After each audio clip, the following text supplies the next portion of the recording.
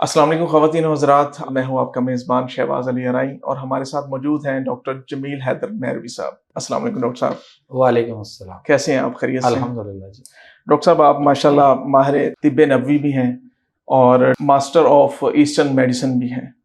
तो मुझे ये बताइएगा कि तिब्बे नबवी और देसी अद्वियात के नाम पे ये जो खिलवाड़ हो रहा है और लोगों को स्टीरॉयड वगैरह खिलाए जा रहे हैं, इसके हवाले से आप क्या कहेंगे? देखें जी, पहली बात तो ये है कि अगर हम तिब्ब नबवी की बात करते हैं तो तिब्ब नबवी में कहीं भी कोई स्टीरॉयड है ही नहीं।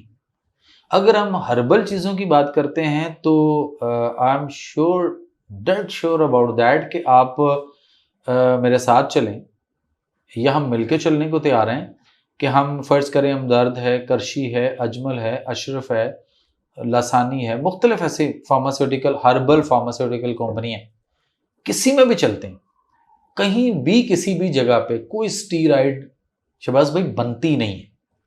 फिर ये कह देना कि नहीं जी ये इनके पास स्टीरॉयड है और इन्होंने इसमें ऐसी हैं, इनके स्टीरॉयड होती हैं, ये एक वो माफिया है जो अपनी दवाइयां जहर को जहर कह कर बेचना तो चाहता है, बट उसके जो साइड इफेक्ट आते हैं उसके ऊपर वो ऑन करने को तैयार नहीं, बल्कि वो दूसरे के साथ थोपने के लिए ये एक प्रोपेगेंडा है। देखें, स्टीरॉयड जो है अगर तो ये वाकई ही नुकसानदेह है तो फिर ये स्टीरॉयड जिसके ऊपर हमारा एलोपैथिक सिस्टम ऑफ मेडिसिन जो डॉक्टर हैं जो ये बात करता है कि जी ये स्टीरॉयड गुर्दे फेल करते हैं, ये स्टीरॉयड बहुत सारे प्रॉब्लम करते हैं, तो अगर ये स्टीरॉयड वाकई ही ऐसे करते हैं तो फिर उनकी अपनी फार्मास्यूटिकल कंपनियां जो एलोपैथिक ड्रग बनाने वाली हैं बना तो स्टीरॉयड वो रही हैं। तो फिर ये कहना कि जी वो हकीम ने स्टीरॉयड दी या फलां ने दी, अच्छा वही स्टीरॉयड अगर एक नेफ्रोलॉजिस्ट जो है वो अपने प्रोटीनोरिया के पेशेंट को जिनको प्रोटीन आ रही होती पेशाब के रास्ते, उनके आप नुस्खे उठा के देख लें। नहीं तो मेरे पास ऑन रिकॉर्ड चीजें ऐसी पड़ी हैं कि बड़े बड़े डॉक्टर्स के नाम है और उन्होंने लिखा हुआ है 4 गोलियां सुबह, 4 गोलियां दोपहर, 4 गोलियां शाम को और 4 रात को सोते वक्त, 4 टाइम अ डे और 4 टैबलेट्स वंस अ टाइम। तो आप अंदाजा करें कि शाम को वो बंदा 16 गोलियां खा रहा है। कौन सी? डेल्टा कॉर्टल। कौन खिला रहा है? डॉक्टर एलोपैथिक वाले। ऑफ जो जो भी उसका मेडिसिन जो उस डॉक्टर है जो उसका एलोपैथिक का, तो वो 16 गोलियां खिलाए, वो 12-14 खिलाए, 10 खिलाए, वो 2-4 खिलाए, तो कुछ भी फेल नहीं होता। या दवाई को, ड्रग को ये सेंस है कि अगर वो एलोपैथिक डॉक्टर की प्रेस्क्रिप्शन से राइट डाउन होके जाएगी, कोई भी पब्लिक में से खरीदेगा, तो फिर गुर्दे फेल नहीं होंगे, फिर कुछ भी नहीं होगा, उसके साइड इफेक्ट नहीं होंगे। लेकिन अगर वो हकीम को होम्योपैथ या कोई और जिनके ऊपर हम ये एक प्रोपेगेंडा करके इल्जाम तराशी करते हैं, अगर वो देगा तो फिर गुर्दे फेल होंगे। ऐसा तो नहीं हो सकता ना। पॉइजन पॉइजन है, वो जहर मां दे या बाप दे या बच्चे मां बाप को उठकर जहर दें, जहर जहर ही उसने वही असर कर नहीं कर रहा, मुआशरे में ऐसा हो नहीं रहा। बिल्कुल तो हो फिर रहा ऐसा कैसे मुमकिन है कि डॉक्टर दे तो कुछ भी नहीं होगा और दूसरा कोई देगा तो नुकसान होगा? हालांकि दूसरों के पास ना बनते हैं, ना होते हैं, ना कुछ भी नहीं है। हाँ, कोई क्वैक अगर है, क्वैक मीन्स जो जिसके पास डिग्री कोई नहीं, एक जाली डॉक्टर है, जाली हकीम है, जाली होम्योपैथ है, क्या जाली डॉक्टर नहीं है? हर डॉक्टर जो है सर्जरी जो कर रहा है, क्या जितनी सर्जरियां लाहौर में या पाकिस्तान में हो रही हैं, क्या ये सारे सर्जन कर रहे हैं? जो डॉक्टर एमबीबीएस सर्जरियां कर रहा है वो सर्जन है भी नहीं, तो वो जो सर्जरियां कर रहा है वहां क्वैकरी नहीं हो रही, वो भी तो क्वैकरी है ना जो उसके उसमें आती नहीं है। सो उस पॉइंट ऑफ व्यू से ये कहना तो अजीब सी बात है ना, हम किसी पे कह देना। जितनी भी तिब की दवाइयां बनाने वाली हर्बल चीजें इदारे हैं वहां कहीं भी कोई स्टीरॉयड नहीं बनता। जो होम्योपैथिक दवाइयां बना रहे हैं वहां भी कोई स्टीरॉयड नहीं बनता। स्टीरॉयड बनता है तो एलोपैथिक फार्मास्यूटिकल कंपनी के अंदर वो बनाते हैं, वही खिलाते हैं, वही सब कुछ करते हैं और एंड पे ये होता है कि हाँ खा कह देना अच्छा जी आपने कोई कुछ तो खाया होगा। हो सकता है वो किसी हकीम के गली में से भी ना गुजरा हो, बट किडनी फेलियर हो चुका हुआ है। 20 लाख पाकिस्तानियों के गुर्दे 1 साल में खराब हो रहे हैं। उसकी वजह एलोपैथिक दवाइयां, आपकी cold drinks, soft drinks, energy drinks, लाल बोतल अब ब्लू कलर में भी आ गई, और खास तौर पे ये पैनाडोल और ब्रूफेन और ये चीजें हाई डैमेज कर रही हैं इंसान को, लेकिन हम उस पर लगे हुए हैं। डॉक्टर साहब, आम तासुर तो ये पाया जाता है कि ये जो गली मोहल्ले के हकीम है या कोई एक्स है, जगह जगह हम देखते हैं कि जी ये बैनर्स लगे हुए हैं, बोर्ड्स हमें नज़र आते हैं कि जी मर्दाना कमज़ोरी, मर्दाना कमज़ोरी। हमें सोसाइटी में लगता है कि कोई भी बंदा नॉर्मल नहीं है, और कोई बंदा अगर किसी हकीम के पास चला गया है तो उसने बताया कि मैं किसी हकीम की कोई मेडिसिन यूज़ कर रहा हूँ, चाहे वो किसी भी मसले के लिए है, तो आम तासुर यही पाया जाता है कि शायद इस बंदे को मर्दाना कमज़ोरी है, इस वजह से ये हकीम के पास गया है। और अब जो हुक्मा हैं वो मेडिसिन जो भी दे रहे हैं, वल्लाह आलम वो कौन सी मेडिसिन दे रहे हैं, उसमें तासुर ये पाया जाता है कि इसमें स्टेरॉयड्स हैं, जो कि पता ही नहीं चलता, एकदम से बंदा ठीक तो हो जाता है लेकिन उसके अंदर इतनी बीमारियां जो हैं वो बन जाती हैं उसके, जिस तरह आपने बताया गुर्दे फेल हो गए या कुछ और हो गया, अचानक पता चलता है ये मसला हो गया। अच्छा, पहली बात तो ये है, देखें कि जो स्टीराइड है ना, अगर तो ये इतनी खतरनाक है जितनी डॉक्टर समझ रहा है या कह रहा है या पब्लिक को अवेयर कर रहा है, तो यकीन करें बाय गॉड, मैं और आप और हम सारे चाहते हैं कि ये बैन हो जाए। ड्रग बैन क्यों नहीं हो रही है अगर इतनी खतरनाक है? क्योंकि डॉक्टर की प्रैक्टिस में है, डॉक्टर आपको देंदा है। आप यकीन करें कि जीपी प्रैक्टिस से लेके ऊपर तक आईसीयू, सीसीयू और जितनी भी वार्ड्स इस तरह के, आप कहीं भी चले जाएं, आपको मेजोरिटी डॉक्टर्स की प्रैक्टिस के अंदर, आप नजला जुकाम बुखार की लेने दवाई लेने जाएं, उसके अंदर डेक्सामेथासोन की गोली कौन दे रहा है? डॉक्टर दे रहा है। डॉक्टर दे रहे हैं, बिल्कुल। अब जब वो मरीज वहां से निकल कर किसी होम्योपैथ या हकीम के पास या किसी तबीब के पास, किसी डॉक्टर ऑफ ईस्टर्न मेडिसिन के पास या किसी हर्बल या कहीं भी वो किसी और अदर वे ऑफ ट्रीटमेंट जाके इलाज करवाना चाहता है, तो उसको वो वाला रिजल्ट क्यों नहीं मिल रहा? इसलिए कि वहां तो वो जाते ही उसने स्टीरॉइड दे दिया। हम किसी की खारिश का इलाज करना चाहेंगे तो हमने अपनी दवाइयों और अपनी चीजों से उसको आना है, और हमने रूट कॉज से करते हुए उसको ठीक करने में थोड़ा सा टाइम लगेगा। बट दूसरी साइड पे कहता है डॉक्टर के पास गया हूं जी, वो एक टीका लगाता है और मेरी खारिश 5 मिनट में ठीक हो जाती है, फौरन आराम आता है। तो वो उसमें क्या कर रहा है? वो उसमें एवल लगा रहा है और उसको डेक्सामेथासोन दोनों मिलकर लगा रहा है, या डेल्टा कॉर्टिल का इंजेक्शन और एवल मिक्स करके लगा दिया। कौन लगा रहा है? ये तो वो लगा रहा है। और जब वो लगाएगा तो जाहिर है उसका फौरी एक इफेक्ट जरूर आएगा, बट वो लॉन्ग टर्म ना, तो वो ट्रीटमेंट तो है ही नहीं, सब मैनेजमेंट। एलोपैथिक सिस्टम जितना है ये सारे का सारा मैनेजमेंट, यानी डंग टपाओ, मैनेज करना है आपने बीमारी को।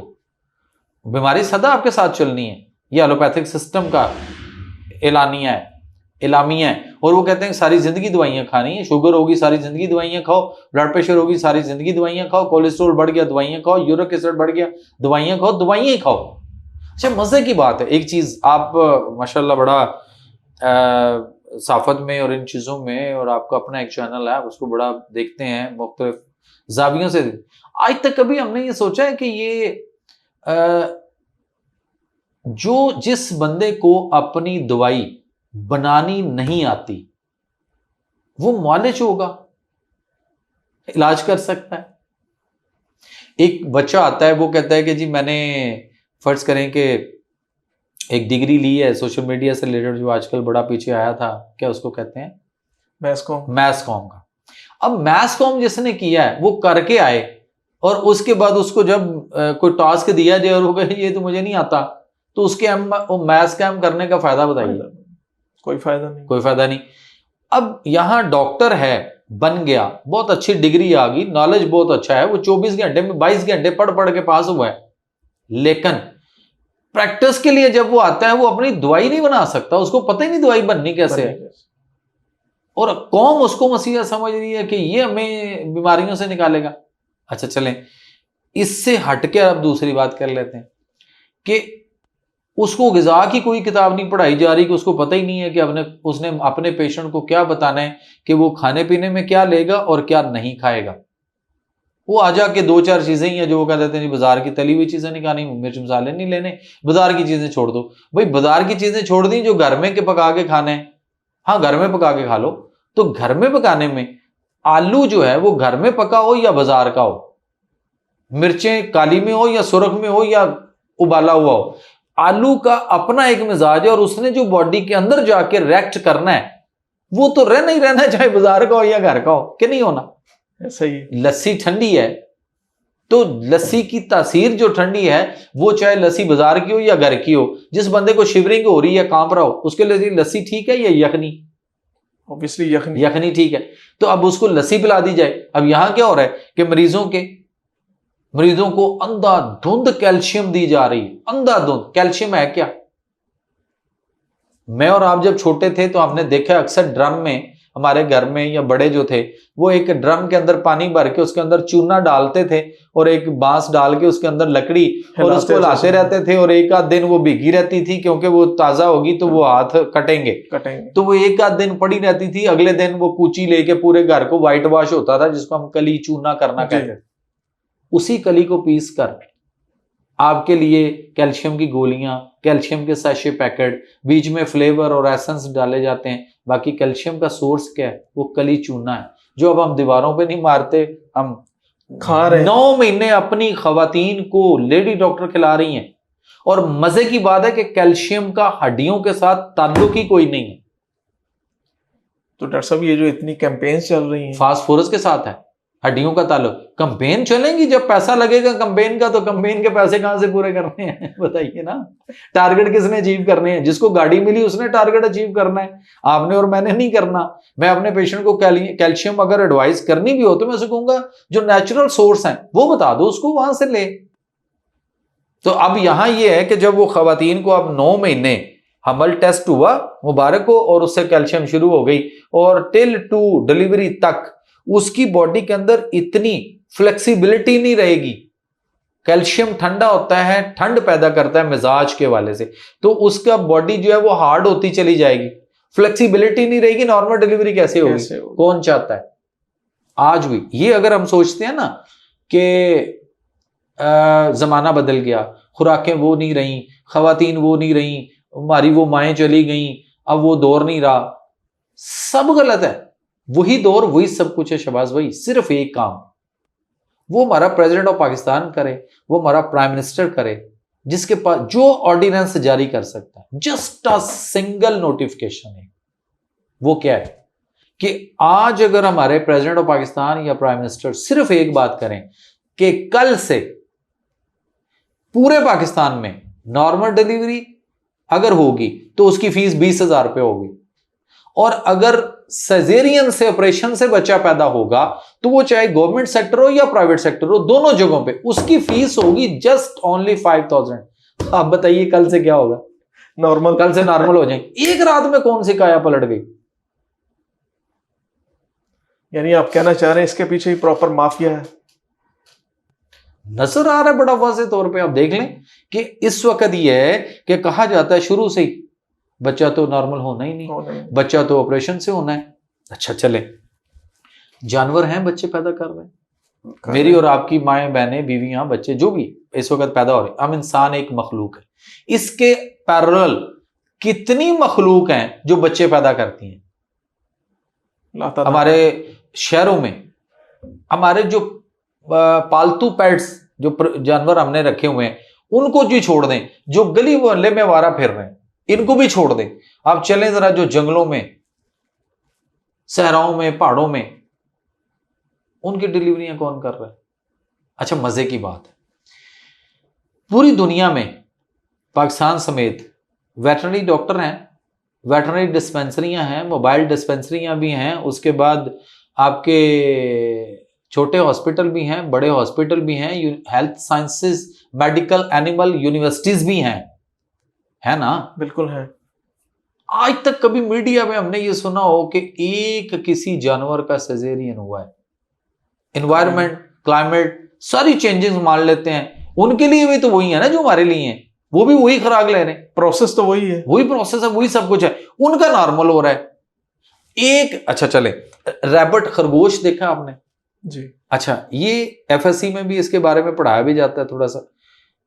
जो फीमेल रैबिट है ना, इसका हमारे जो फीमेल है, जो हमारी इंसान की जो खातून है, उस खातून में के रिप्रोडक्टिव सिस्टम में और जो खरगोश का रिप्रोडक्टिव सिस्टम है फीमेल का, ये दोनों सेम है। सेम है। मेंस्ट्रुअल साइकिल पीरियड उसको भी आते हैं, मंथली उसको भी आते हैं, हमारे भी खातून को आते हैं, और वो भी प्रेग्नेंट होती है, वो भी होती है। अच्छा, हमारी खातून ने 9 महीने बाद एक बच्चा पैदा करना है, और उधर जो रैबट है उसने 1 महीने के बाद, और 12 से 14 या 14 से 16 बच्चे कम से कम उसने पैदा करने हैं, उसका एक भी नहीं उल्टा सीधा, सारे वो तस्बीह की तरह एक लाइन में परोए हुए हैं, और वो एक आ रहा है तो पीछे वो दूसरे ने दुम पकड़ी, तीसरे ने उसके पीछे, कोई इस तरह तो नहीं है, उल्टे पुल्टे हैं सारे ही उसके। कितना खरगोश होता है, कितना पेट होता है, कितनी यूट्रस होगी, उसके अंदर 12 14 16 बच्चे हैं, और वो नॉर्मल आ रहे हैं। और यहां पे हमारा एक बच्चा, आपके लिए डिलीवरी नॉर्मल करना मुश्किल हुआ पड़ा है। उसकी वजह कि कोई चाहता नहीं है, उसकी वजह एक और भी है। फर्ज करें कि 1-1.5 करोड़, कम से कम 1-1.5 करोड़ रुपए में जब आपका डॉक्टर प्रोडक्ट होके तैयार होके जब मार्केट में आएगा तो भाईजान उसने पैसे कहां से पूरे करने, ये बताइए। वो तो सारी जिंदगी लगा रहे 2-4-5 हजार की फीस के ऊपर, बाकी तो उसके पास दवाई कोई नहीं। होम्योपैथ अपनी दवाई बनाना जानता है जी, तबीब हकीम अपनी दवाई बनाना जानता है, वो तो बेचारे बनाने नहीं जानते, ना कोई दे सकते हैं, ना खुद बना के दे सकते हैं। तो वो तो फीस 5,000 रुपया भी लेता रहे, तो कितने साल के बाद वो 1-1.5 करोड़ जो उसने खर्चा किया था या उनके बड़ों ने किया था, वो कब पैसे पूरे करेगा? हाँ, एक ही तरीका है कि किसी डॉक्टर के पास एज ए TMO खड़े होके सिर्फ ये सीख लें कि पेट काटना कैसे और बच्चा निकालना कैसे। उसके बाद कम से कम 50,000 भी अगर आपने पर ऑपरेशन सजेरियन अगर आपने अपनी फीस कमाई रख ली, तो कितने आप ऑपरेशन करेंगे? 120 ऑपरेशन करें सजेरियन तो 60 लाख रुपए इकट्ठा हो गए, और दिनों में आपके पैसे पूरे, दिनों में पूरे। बाकी गाड़ियां शाड़ियां कंपनियां दे देती हैं, वो कहते टारगेट पूरा करो, साढ़े तुसी हैं, ये हमारी दवाइयां, ये हमारा टारगेट है, ये आपने पूरा करना है। अच्छा, ये कंपनी आज तक कभी हाजुमरा क्यों नहीं देती किसी में, है ना? इसके बारे में बताएं ना डॉक्टर साहब, ये पूरा नेटवर्क चल किस तरह रहा है? देखें, किसी दौर में इसको कहा जाता था मेडिकल रैप, फिर आहिस्ता आहिस्ता जरा नाम बदले गए, फिर क्या हुआ, मेडिकल रिप्रेजेंटेटिव आ गए। अब वो एक मेडिकल रिप्रेजेंटेटिव है, वो एक इलाके को फोकस करता है। अच्छा, वो एक इलाके को एक बंदा फोकस नहीं कर रहा होता, उसके पीछे 10 15 20 कंपनी अगर हैं वो एक ड्रग बेचने वाली, तो वो 15-20 कंपनियों के 15-20 ही मेडिकल रिप्रेजेंटेटिव्स जो हैं वो वहां पे उस एरिया, सिर्फ एक एरिया को फोकस कर रहे हैं, और वहां पे बेशुमार डॉक्टर बैठे हैं। अच्छा, मजे की बात है, वो भी जाके क्वैक को कह रहे होते हैं भाई दवाइयां लिखो बेचो। और उससे भी मजे की बात ये है डॉक्टर साहब, जिस डॉक्टर ने लिख के दी है वो आपको बताएगा कि फलां मेडिकल स्टोर से मिलेगी। यस, और अगर आपने वहां से नहीं ली तो आप दाएं बाएं से किसी भी अच्छी फार्मेसी जिस पे आप रिलाय करते हैं जाएंगे तो आपको नहीं मिलेगी मेडिसिन। बल्कि अब तो उन्होंने ड्रग कुछ अपने नाम से कुछ करवाना शुरू कर दिए। वो कहते हैं कि आपने इस नाम से पैकिंग करके देनी है, और ये मेरे अपने ही पास मेरे एरिया में वहीं होगी और वहीं से मिलनी है। और वो बंदा कहीं दूर जाके 10-20 किलोमीटर से जरा इधर उधर जाके वो ढूंढता रहे तो मिलेगी नहीं। वो कहते हैं अच्छा मिलेगी कहाँ? वो कहते हैं पता नहीं। वो कहते हैं यार जिसने डॉक्टर ने लिखी है ना ਉਹਦੇ ਕੋਲ चले जाओ, ਉਹਦੇ अपने अंदर कोई स्टोर है ही, ਉਹਦੇ दाएं बाएं कोई स्टोर है ਉੱਥੋਂ मिल जाएगी, ਤੁਸੀਂ ਐਵੇਂ 10-20 मील इधर उधर आए फिरते हो। वो कहते नहीं, हमने वो पेशेंट को फलां डॉक्टर को किसी के कहने पे इतनी दूर जाके दिखाया था, दिखा के हम नुस्खा लिखवा के आ गए थे, हमने सोचा अपने इलाके से ले लेंगे। कहते भाईजान ये अपने इलाके से नहीं मिलेगी, ये उसी के इलाके से मिलेगी। तो ये क्या है? तो डॉक्टर साहब ये जो बिला वजह के टेस्ट वगैरह अब लिख दिए जाते हैं, मिसाल के तौर पे पेशेंट गया है डॉक्टर के पास, उन्होंने कहा जी अपनी मेडिकल हिस्ट्री लेके आए, मेरी मेडिकल हिस्ट्री नहीं है जी, आप ये भी टेस्ट करवाएं, ये भी करवाएं, ये भी करवाएं। ठीक है, वो जरूरी होंगे, लेकिन साथ में रिकमेंड किया जाता है कि फलां लैब से जाके करवाएं। देखिए सीधी सी बात है कि जितनी लैब्स चल रही हैं ना, इस सारी की सारी जो है ये बेस्ड ऑन कमीशन। अच्छा जी, और वो कहीं किसी में 10%, 20%, 30%, 50%, 40% इस तरह चल रहा है। हाँ, ये आगे मौलज की मर्जी है कि वो अपना कमीशन लेता है या नहीं लेता, या वो छुड़वा देता है या वो छोड़ देता है, या वो लैब को ही कह देता है कि छोड़ें यार, अब मैं आपसे पैसे नहीं लूंगा, मुझे आप कुछ ना दें, आप मेरे पेशेंट्स को आसानी पैदा कर दें। ऐसे भी मौलज हैं, बिल्कुल है। लेकिन मेजोरिटी ये है कि वो कहते हैं तुसी 20% आप देते हो, नहीं आप मुझे तो ज्यादा दें। तो असल चीज, हाँ, तशखीस होना जरूरी है, इसलिए कि सम टाइम आपने कोई इन्वेस्टिगेशन करनी है तो इन्वेस्टिगेशन के लिए टेस्ट करवाना तो जरूरी है, बट जरूरत के मुताबिक, खाम खा बेजा टेस्ट नहीं। बट हाँ, पीछे जरूर देख लें आप, पेशेंट की प्रीवियस हिस्ट्री देखें, अगर उसके पास रिकॉर्ड मौजूद है तो आप उसके रिकॉर्ड के मुताबिक चलें, और अगर कोई टेस्ट हो चुके हुए हैं तो ठीक है, वो अगर 10-20 दिन 15 दिन पुराने भी हैं या 1.5 महीना पुराने भी हैं तो कोई बात नहीं। हाँ, जरूरत है और वो टेस्ट हुआ नहीं हुआ तो फिर जरूर अगर वो बनता है तो आप उसको जरूर लिखें, बल्कि कोशिश भी करें, उसको मोटिवेट भी करें, बल्कि आसानी उसके लिए ये पैदा करें कि आप उसे कहें यार फलान लैब पे चले जाओ, अपने तौर पे पहले जाके पूछ लेना, वो आपको ये रेट देगा, फिर उसके बाद मेरा रेफरेंस देना तो आपको इतना डिस्काउंट मिल जाएगा।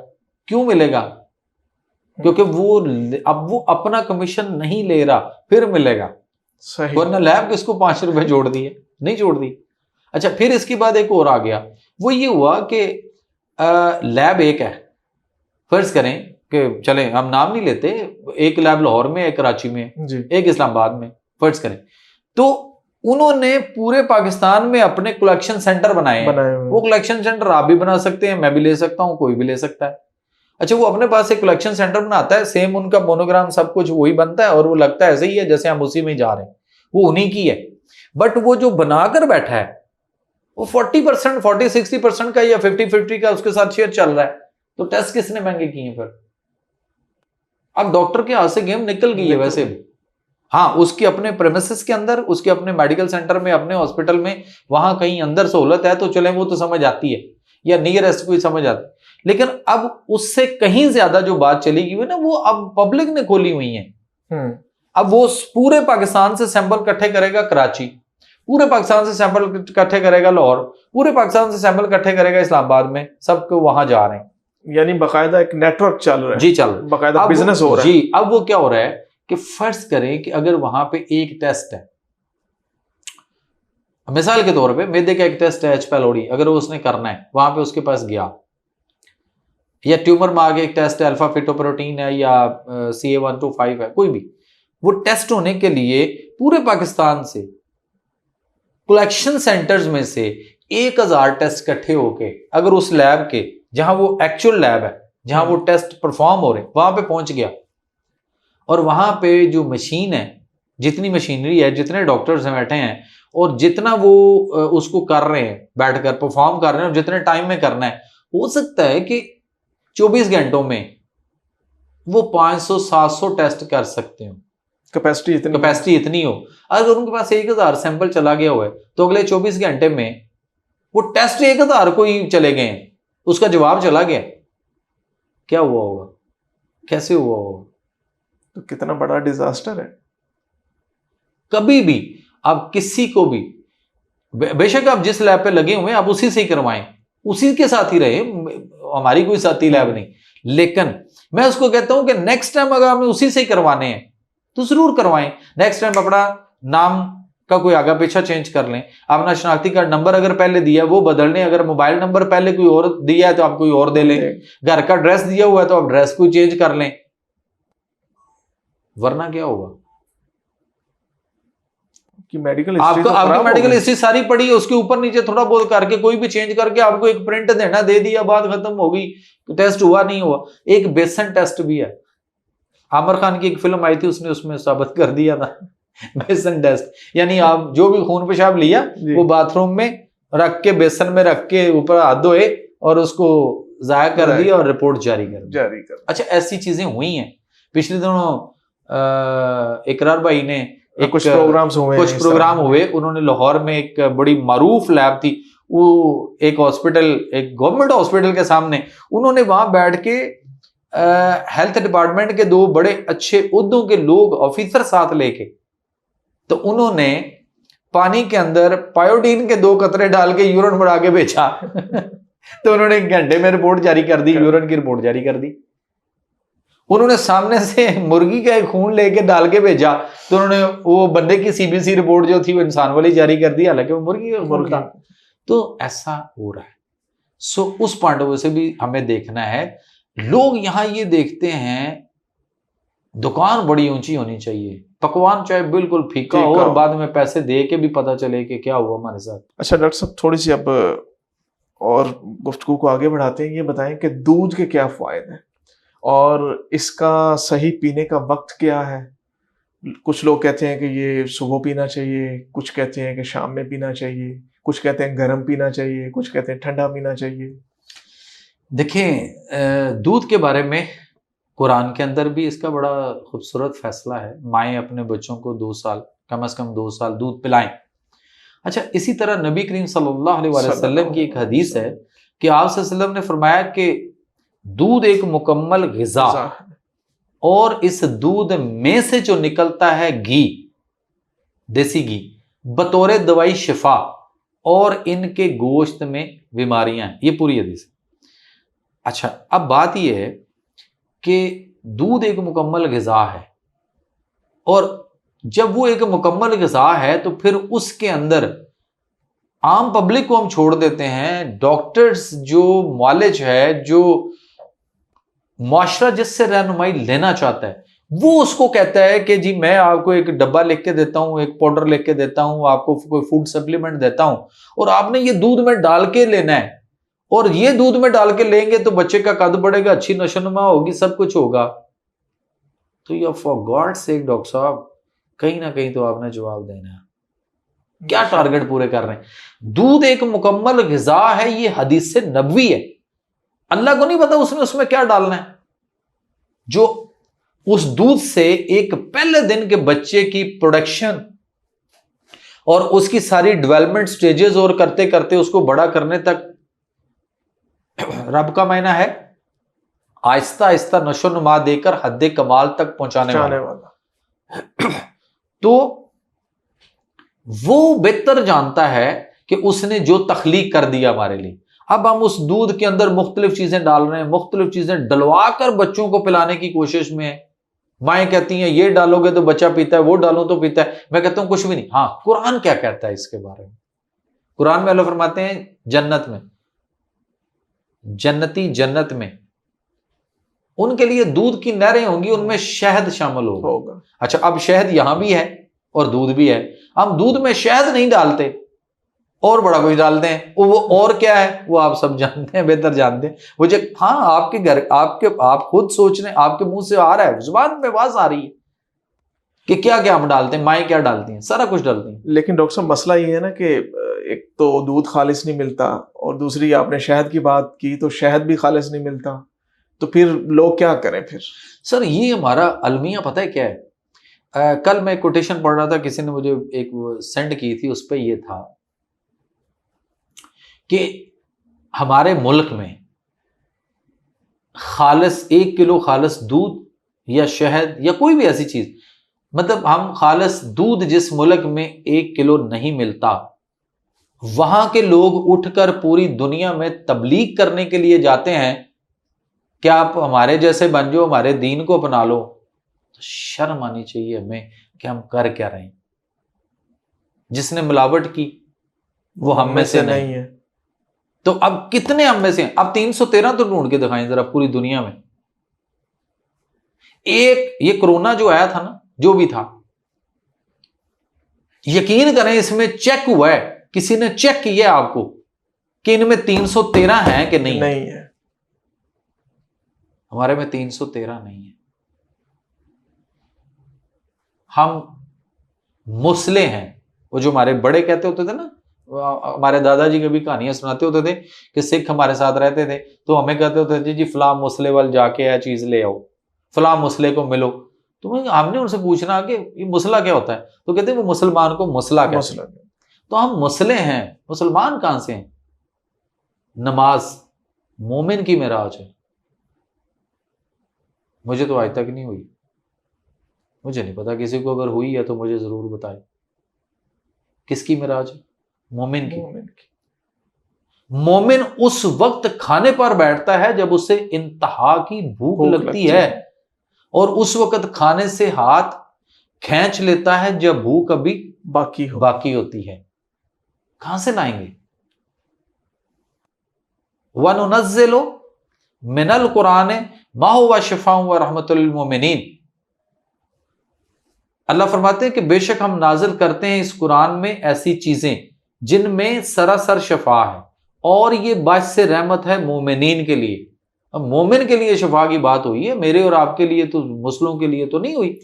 अब मोमिन कौन होता है, मुसलमान कौन होता है? बाबा जी इशफाक फरमाया करते थे कि जी हमारे जो, वो कहते होते थे, वो फरमाते थे कि जो हमारे बाबा जी थे वो कहते होते थे कि मुसलमान वो जो अल्लाह और नबी को मानता है। सेंटेंस देखिएगा, मुसलमान वो है जो अल्लाह और नबी को मानता है, मोमिन वो है जो अल्लाह और नबी की मानता है। को की किया, बाकी दोनों सेंटेंसेस सेम है, सेम है। तब यहां तो ये हालात बने पड़े हैं, और फिर हम किसी और डगर ऐसा निकले हैं कि उसके बाद तो हम वापसी का तो पता ही नहीं, हमने किधर जाना है, कहां जाना है, कैसे जाना है। कितने मुसलमान है पूरी दुनिया में, जलीलो ख्वारी क्यों मुकद्दर बनी पड़ी। आपने फरमाया कि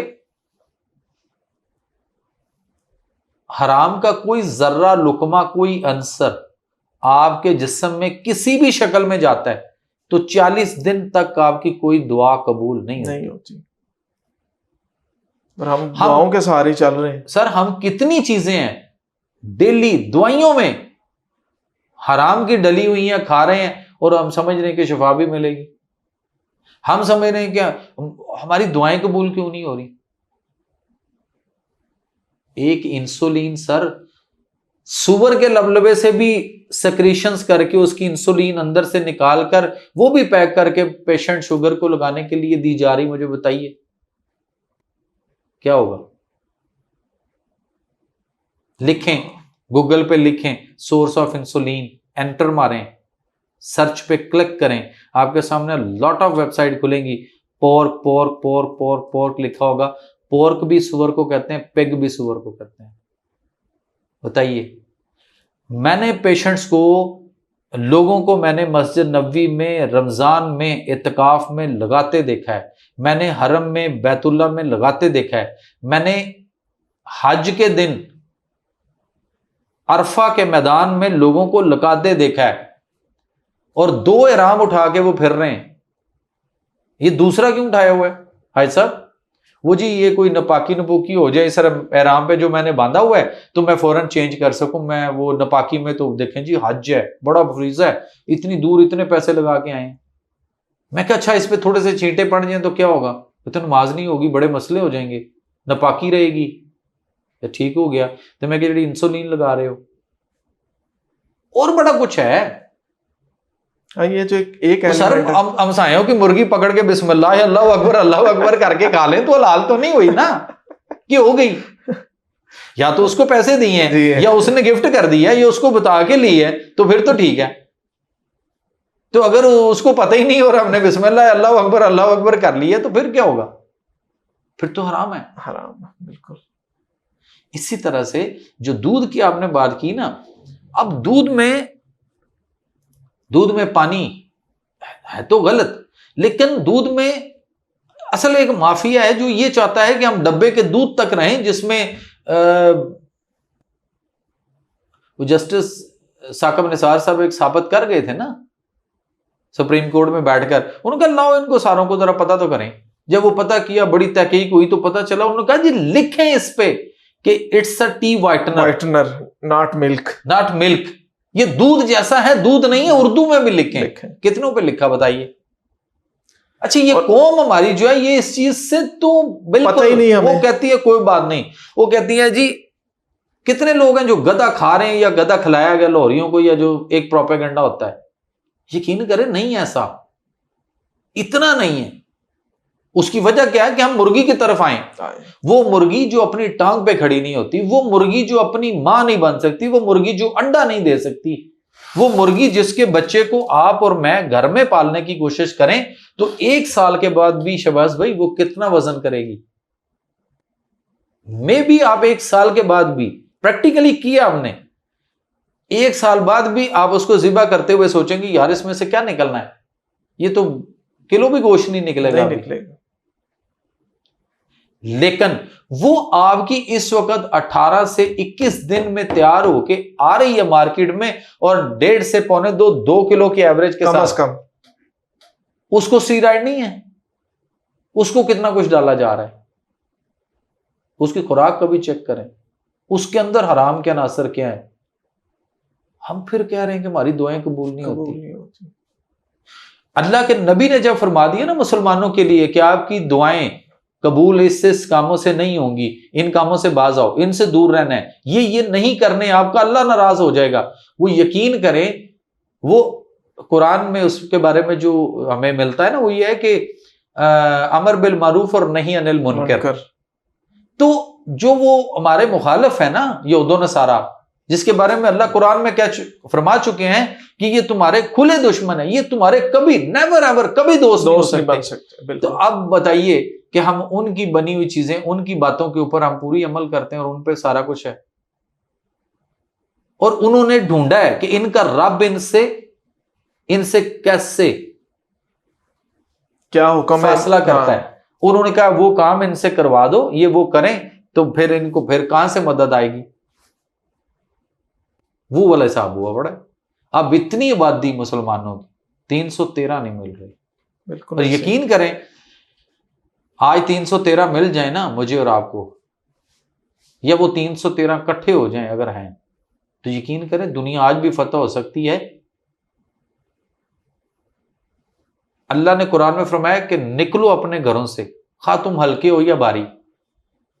जब तुम इस काम के लिए निकलोगे ना, तो अल्लाह फरमाते हैं कि हम तुम्हारे साथ 5000 फरिश्ते तैनात कर देंगे। ये अल्लाह का वादा है, बिल्कुल कर देंगे। फिर अल्लाह फरमाते हैं फतह नुसरत तुम्हारे हाथ में है। बेशक। तो हम किस चीज पे बैठे हुए हैं? हमारे अपने अमाल ही नहीं है कि हम निकलें कैसे।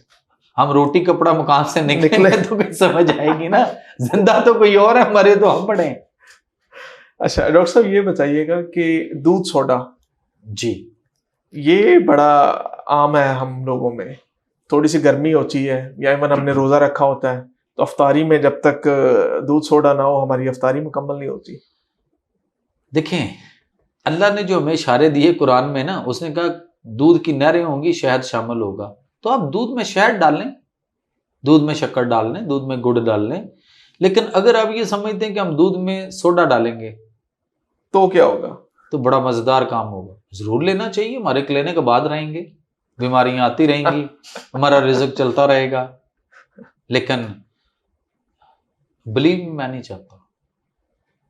मैं कौम को समझाने के लिए मैंने 94 से हेल्थ एजुकेशन अवेयरनेस प्रोग्राम का आगाज किया था पीटीवी से, और उसके बाद पीटीवी वर्ल्ड आया, फिर एसटीएन आया, फिर यूनिप्लस एक प्राइवेट चैनल शुरू हुआ, फिर जितने भी चैनल्स आए, मैं अब तक तकरीबन कोई मुख्तलिफ टीवी चैनल्स पे कोई 25-30 हज़ार प्रोग्राम कर चुका हूँ, रिकॉर्डेड भी, लाइव भी। कौम नहीं समझती, कौम समझना ही नहीं चाहती। कौम समझती है जो हम कर रहे हैं, जैसे सारे चल रहे हैं, बस सारे खा रहे हैं तो हम भी खा रहे हैं, सारों की खराब हो रहे हैं, बस हम भी हो जाएंगे, फिर क्या। सिगरेट छोड़ी कौम ने नहीं छोड़ी। इसके ऊपर आप जो मर्जी बना दें, आप इसके ऊपर लिख दें मौत का दूसरा नाम, लिखा हुआ है मुजरे सेहत है, हाँ, लेकिन कुछ भी कर रहे हैं। वो इसलिए कि वो उसके अंदर जो निकोटीन है वो तो एडिक्शन हो गई हुई है ना, उसको निकोटीन नहीं मिलेगी वो तो करेगा, वो तड़पेगा, उसने तो उसको तो चाहिए। लेकिन उससे ज्यादा शायद हमारे गवर्नमेंट को ये चाहिए कि रेवेन्यू जनरेट हो रहा है। हम बहुत ज्यादा पैसा हेल्थ सेक्टर में बीमारियों के लिए, बीमारियों से निकालने के लिए, मैनेजमेंट के ऊपर अरबों रुपया खर्च कर रहे हैं सालाना। बड़े बड़े अस्पताल, 1,000 बेड के अस्पताल और बनने जा रहे हैं, बन रहे हैं, बन चुके हुए हैं। हासिल क्या हुआ? हमने कौम को रूट कॉज पे जाके कभी बताया कि सर सॉरी अब ये चीजें नहीं। बेनन एक मुल्क है बड़ा छोटा सा दुनिया में, उसके अंदर हार्ट अटैक ना इतनी स्पीड से आना शुरू हो गए थे कि जितनी देर हमें बैठे हो गई हुई है, इतनी देर में अगर कोई 2, 4, 5 लोग बैठे थे तो उनमें 2-3 को हार्ट अटैक हो जाता था। इतना स्पीडली हो गया हुआ था। वहां रिसर्च बैठी, स्कॉलर्स बैठे, थिंक टैंक बैठे, उन्होंने बैठकर गौर फिक्र किया, ढूंढा कि इसका कॉज क्या है, क्यों ऐसा हो रहा है। एक कॉज निकला शहबाज भाई, वो था मैदा, कि मैदा बंद कर दो, मैदे की बनी हुई चीजें बैन कर दीजिए। उन्होंने चीजें बनाने वालों को या उसके ऊपर नहीं लिखा कि हमारी तरह जहर लिख दो, मुजरे सेहत लिख दो, फलाना कर, नहीं, नेवर। उन्होंने कहा जो कंपनियां बना रही हैं, एक ऑर्डर जारी हुआ है उसके बाद कि जहां जहां मैदे की जो प्रोडक्शन चीजें बन रही हैं, वो फैक्ट्रियां, वो सारी चीजें, जो बनाएगा वो अंदर जाएगा, जो बनाएगा उसको ये सजा होगी। क्या हुआ? बिकनी बंद हो गई।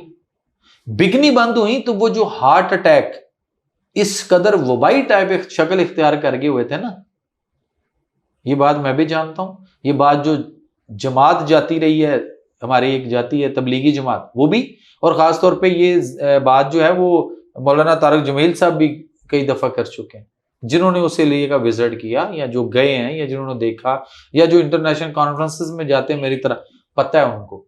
और यकीन करें कि उसके बाद उन्होंने तमाम वो बेकरियां, वो फैक्ट्रियां जहां पे मैदे की चीजें बनती थी, वो बैन कर दी। बैन की तो सारा कुछ ठीक हो गया। यहां पे अच्छा चलें, इसको हम आप सल्लल्लाहु अलैहि वसल्लम की हदीस या उस हवाले से जरा देखते हैं, तर्ज जिंदगी उसवे हसना पे नजर मारते हैं। आप सल्लल्लाहु अलैहि वसल्लम ने अपने सबसे ज्यादा अपनी जिंदगी में जौ की रोटी, जौ का दलिया, बिल्कुल, गंदम की रोटी कभी कभार, और मैदे के बारे में आप सल्लम ने मैदे की कोई चीज अपनी जिंदगी में चखी भी नहीं है। और यहां पे उम्मत क्या कर रही है? अब सुबह उठते हैं, डबल रोटी मैदे की, नान मैदे का, पराठा, सफेद आटा, पूड़ियां, बेकरी की तमाम आइटम्स। ये वो सफेद आटा या वो जहर है सारे, जिसके अंदर फाइबर है ही नहीं। फाइबर क्या है? कुरान में अल्लाह ने फरमाया सूरह रहमान आयत नंबर 11 और 12, वल हब्बु जुल अस्फ़ वर रेहान फबिअय्यि आलाइ रब्बिकुमा तुकज़्ज़िबान। वल हब्बो का मैंने और भूसे वाला अनाज, वो चोकर शामिल होना चाहिए। उसके ऊपर भी हमारे साथ एक ज्यादती हुई कि चाइना की चक्कियां आ गई, उसमें आटा पीसा जा रहा है, वो इतना बारीक होके, इतना गर्म होके, इतना क्रश और वो गरमैश के साथ इतना वो पीसा जाता है, इतना बारीक कर दिया जाता है कि चोकर वैसे ही उसके अंदर जल गया होता है। आप उसको छान के देखें, कुछ भी नहीं निकलता। फैक्ट्रियां हैं तो वो चोकर भी निकाल लेती हैं, सूजी भी निकाल लेती हैं, मैदा भी निकाल लेती हैं, पीछे क्या? सफेद आटा। अच्छा, ये सफेद आटा जो है, ये हम कहते हैं कि जी सस्ता मिलता है, कौम ये कहती है सस्ता मिलता है इसलिए खाते हैं। चक्की वाला आटा जरा गंदम का महंगा है, ओके, कितने पैसे बचा लेंगे? फर्ज करें 1000 रुपये आपने एक मन आटे के पीछे बचाया। फर्ज करें मैं चक्की का लेता हूं और दूसरा कोई बंदा जो है वो सफेद आटा थैले का लेता है, वो 1000 रुपये मेरे से सस्ता ले रहा है, वो 1000 रुपये बचा गया। लेकिन वो एक मन आटा एक महीने के अंदर उसके फैमिली के 5-7 मेंबर अगर हैं और बाकी कोई मेहमानों को आना जाना है, तो एक मन आटा उनको बड़े आराम से लग जाएगा। लेकिन उस एक मन आटे में उनकी फैमिली के मेंबर्स में से कोई एक भी बीमार हुआ तो कम से कम डॉक्टर की फीस 2 से 2,500 रुपया, और उसके बाद एक ड्रिप लगाएगा डॉक्टर तो 1500-2000 उसका, और रूम चार्जेस डाल के 7000 का टीका लगवा के घर आ जाएंगे। पैसे कितने बचाए थे? आटा कितना सस्ता लिया? कई गुना ज्यादा, 1000, और उससे 7 गुना ज्यादा आपने सिर्फ एक दफा, जस्ट आपके वॉमिट हुई, डायरिया हो गया, फूड पॉइजनिंग हो गई, कोई मैदे में दर्द हो गई, कुछ भी हो गया, हैजा कॉलरा कोई ऐसा चीज हो गई, तो इतने पैसे लग जाएंगे। बचाया क्या? मोटरसाइकिल के कवर अच्छा करवा लेना है, उसका सिलेंसर जो कंपनी ने दिया वो नहीं पसंद, उसकी जगह कोई और पड़क पड़क करने वाला सिलेंसर लगाने लगा, उस पर पैसे खर्च कर लेने। हेलमेट ले लेना है, बाजू में लटका लेना है, 2000 का जुर्माना करवा लेना, सर पे नहीं पहनना। 1000 रुपए खाते हुए 1000 रुपए का सस्ता आटा ले रहे हैं, लेकिन उससे बीमारियां जो आएंगी, डॉक्टर का, दवाइयों का, किसी का भी जो भी खर्चा होगा होना है ना। तो क्या बचाया? अच्छा खाना नहीं, सेहत बिगाड़ लेनी है, फिर सेहत को अच्छा करने के लिए दवाइयां खाते रहना है, और दवाइयां भी उस तरीके इलाज पे जाना है।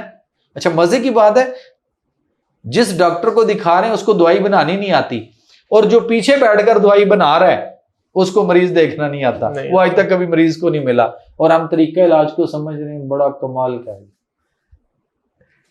Now come to the point doctor साहब, दूध सोडा का फिर रिएक्शन क्या आता है हमारी बॉडी में? देखिए सोडा जो है ना, इसने आपके किडनी फेलियर करना है। मेरे पास ऐसे बच्चे, ऐसे लोग पेशेंट हैं। एक पिछले दिनों में एक बच्ची मेरे पास खानपुर कटोरा से, 5.5 साल की बच्ची है, और उसको कोई 9-10 महीने से उसके डायलिसिस हो रहे हैं। बोथ किडनीज आर फेलियर्स, दोनों गुर्दे फेल हो चुके हैं। वजह क्या थी? कहते पता नहीं, डॉक्टर कहता है खानदानी होगी, मरूसी होगी, विरासती होगी। ये भी बकवास है बहुत बड़ा। कुरान का फैसला आ गया और हम नहीं समझते यार। और अल्लाह ने वो कस्में उठाकर कहा है, सूरह वतीन व जैतून व तूर सीनीन व हादल बलदिल अमीन। अल्लाह पता नहीं कितने चीजों की कस्में उठाना चाह रहा था, पता नहीं, लेकिन वाव से और अल्लाह ने शॉर्टकट किया। वाव और इंजीर की कसम, और जैतून की कसम, और तूरे सीना की कसम, और बालादिल अमीन, अमन वाले शहर बलद मक्का की कसम। क्यों कस्में अल्लाह ने उठाई? अगली आयत, लक़द खलक़नल इंसान फी अहसन तक़वीम, कि हमने इंसान को अहसन तक़वीम तख्लीक किया। अगर आप अहसन तक़वीम के मानी मफहूम और उसकी बात को समझने के लिए किसी वक्त आए तो बड़ा टाइम चाहिए। और दूसरी बात यह है कि अगर उसको हम लिख कर बयान करें तो 1500 सफ़े भी बन जाएंगे किताब के, तो फिर भी अहसन तक़वीम की समझ अभी भी नहीं आएगी। यानी इतना।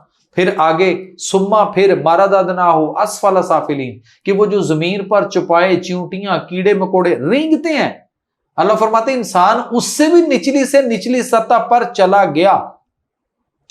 ये खुद गया है। वाइज़ा मरस्तुफा व यशफीन, और जब मैं बीमार होता हूं तो वो अल्लाह मुझे शफा देता है। सूरह मुल्क की याद में आए तो वहां पे अल्लाह फरमाते हैं कि जो कुछ मैंने तख्लीक किया, बनाया, जाओ देखो इसमें से कोई चीज, किसी में कोई कमी, कोई नुक्स पाते हो?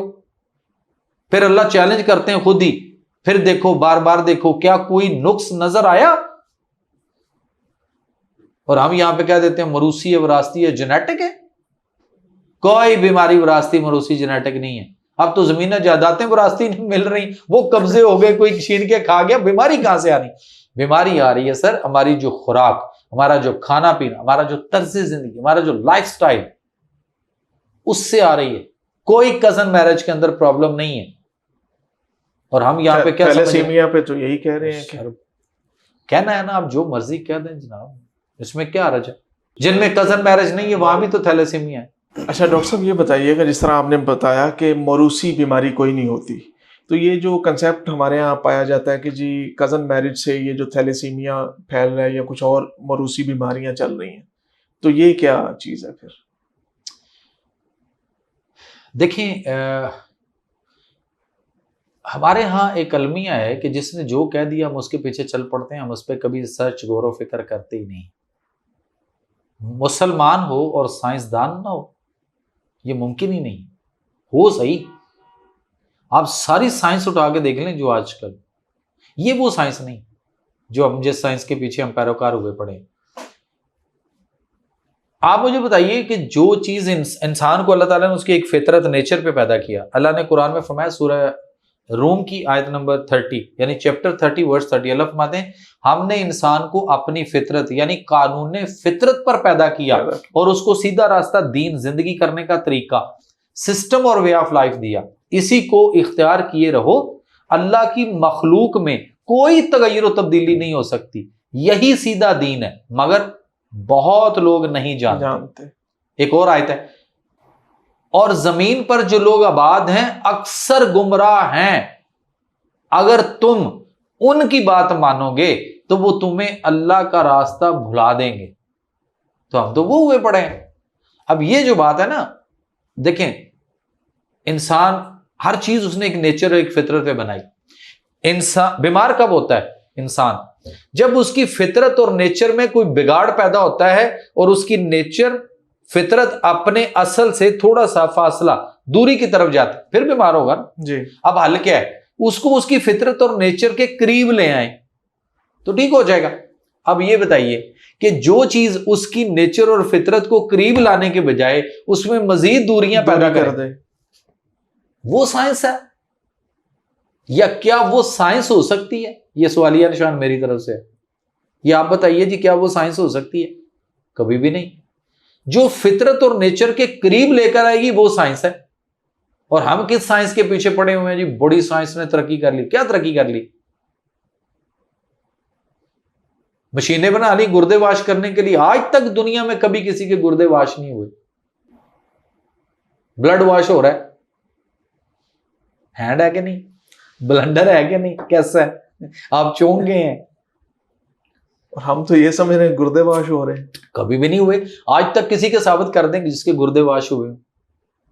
डायलिसिस का मायना है खून से जहरीले मादों को साफ करना, और मशीन पे फैस्चूला बना हुआ है, वो खून खींच रही है, साफ करके वापस जिस्म में डाल रही है। जो काम गुर्दों ने करना है मशीन से करवा रहे हैं। हम अपने गुर्दों का इलाज ही नहीं करवा रहे। गुर्दे हमारे दिन ब दिन नीचे जा रहे। और हमें तो यही बताया जाता है कि गुर्दों का इलाज अब यही है, इसी प्रोसेस के तहत ही अब जब तक दो चीजें जिंदगी में अल्लाह के फजल से चैलेंज के साथ, दुनिया में कोई मौलज साबित कर दे ये गुर्दे वाश हो रहे हैं, मैं सारी जिंदगी उसका बैटमैन, खादम, गुलाम। एक और देता हूं। पित्ते में पत्थरी का कहा जाता है, आपने भी सुना होगा, पत्ते में पत्थरी होगी, उसका ऑपरेशन कर दिया, डॉक्टर ने कहा पित्ता रिमूव करवा दो वगैरह वगैरह। कोई डॉक्टर दुनिया का आज तक पित्ते में पत्थरी साबित कर दे तो मैं फिर भी सारी जिंदगी उसका गुलाम। उसके क्लिनिक पे तपड़ी, झाड़ू, टाकी पोछा।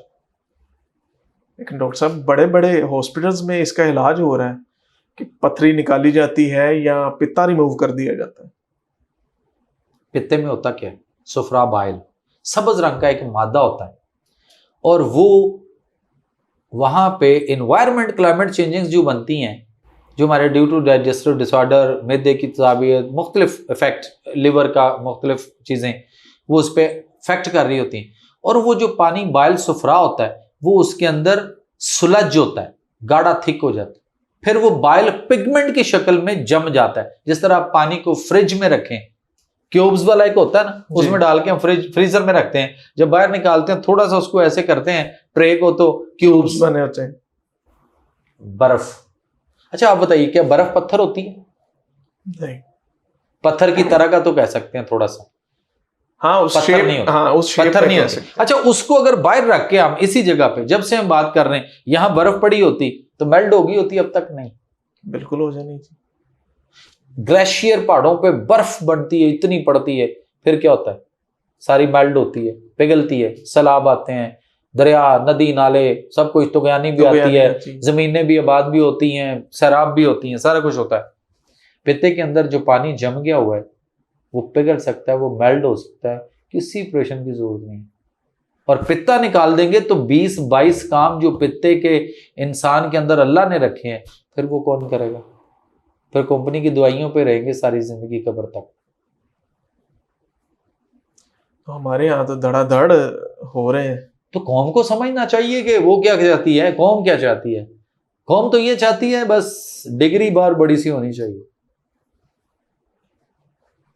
उद्दा बहुत बड़ा होना चाहिए, बट ऊंची दुकान फीका पकवान वो हम नहीं, उसको नहीं समझ रहे। चाय हमारी जिंदगी का लाजमी जुज बन गई, ठीक है, तो इसके बगैर अब हमारे डेली के मामूलात जो है ना वो कंप्लीट नहीं होते। ना हमें नींद आती है, ना हमारी थकावट दूर होती है। तो चाय के नुकसानात क्या हैं, और थोड़ा सा ये भी बताइएगा कि चाय अगर हम पीना शुरू करते हैं तो हम देखते हैं यार ये ठंडी होगी, थोड़ी सी इसे गर्म कर दें, तो गर्म करके जो दोबारा चाय पी जाती है उसके क्या नुकसानात? अच्छा, पहली बात तो यह है कि चाय हमारी जिंदगी में इन कैसे हुई। अभी भी अगर ये बात हमारी कोई ऐसा बंदा जो इसकी उम्र 100 के करीब हो तो वो जानता होगा, या उसने अपने बड़ों से सुनी होगी। मेरे पास एक पेशेंट आए और उन्होंने मुझे कहा जी आपने एक दिन अपने टीवी प्रोग्राम में बात की थी, तो कहता जी मुझे अपना बचपन भी याद आया और मुझे वो मार भी याद आई जो बड़ों से पड़ी थी। मैंने कहा वो कैसे? उन्होंने कहा कि किसी दौर में कच्ची टाकी होती थी एक, यानी जैसे आजकल प्रोजेक्टर आ गया हुआ है, तो वो एक सिनेमा से पहले जी, तो एक वो बड़े बड़े बांस लगा के एक सफेद रंग का पर्दा लगाया जाता था, और उसके ऊपर एक वो हाथ से कोई मशीन टाइप, उसको पता नहीं क्या कहते थे, जैसे लाइक दैट प्रोजेक्टर, तो उसके साथ वो एक फिल्म दिखाई जाती थी। तो वो कहते हैं कि जी बरसगीर में पाको हिंद में जब गोरा बहादुर आना चाह रहा था या आ रहा था या आ चुका था, तो उसने यहाँ पे हमारा गन्ना और उस गन्ने के अंदर जो गुड़ और शक्कर जो हमें बहुत बेपनाह फायद का हामिल था, उसको खत्म करने और हमारी बीमारियों को बढ़ाने और बिगाड़ने, हमारे जिस्म को नेचर और फितरत में बिगाड़ पैदा करने में उसको जो कोशिश थी उसकी, उसने आकर यहाँ पे चीनी की मिलें लगाई, शुगर मिल लगाई। और उसके लिए अब वो चीनी क्या, आप कैसे, जब नई आई और कोई चीज एक बन रही थी इस खत्ते में, तो हमारे बड़े कैसे क्यों लेते, क्या करते उससे? उसके लिए वो कहता है, वो बुजुर्ग मुझे बताकर गए, वो कहते हैं कि एक टांगे के ऊपर एक अनाउंसमेंट होती थी और उस पे वो कहते थे आज फलां ग्राउंड में, फलां खेत में, फलां जगह पे ये एक फिल्म दिखाई जाएगी और मुफ्त दिखाई जाएगी।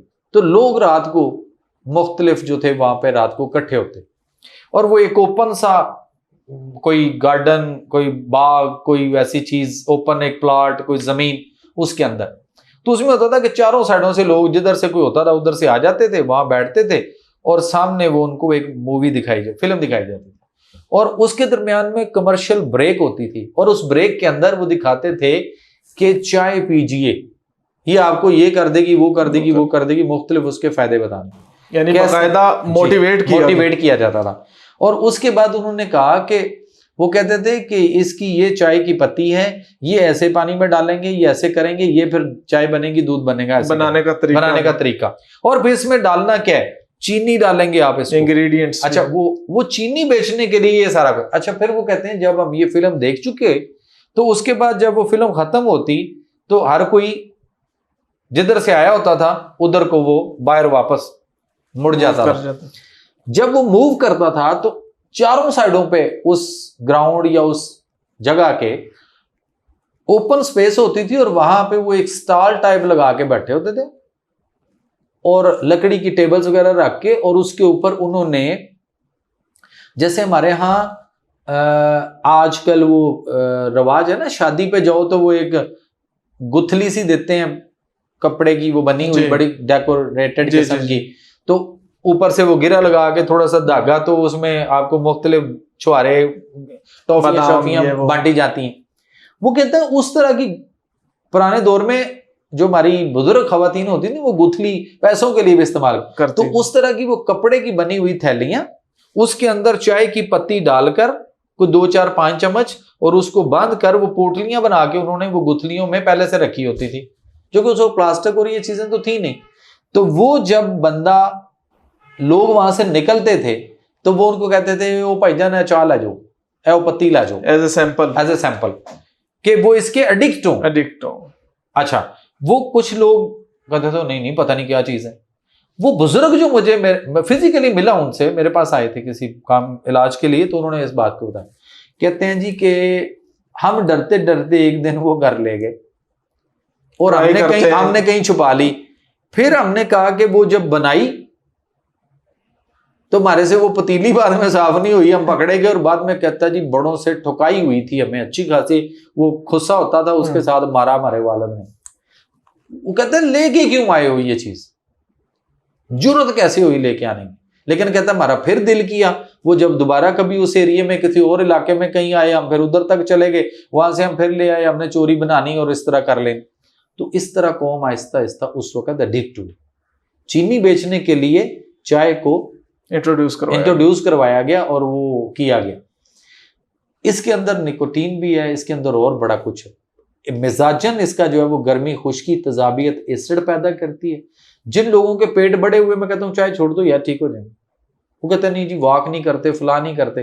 वो भाई नहीं करते तो फिर क्या है, नहीं होती, चलो फर्ज करें अब ये छोड़ के तो देखें।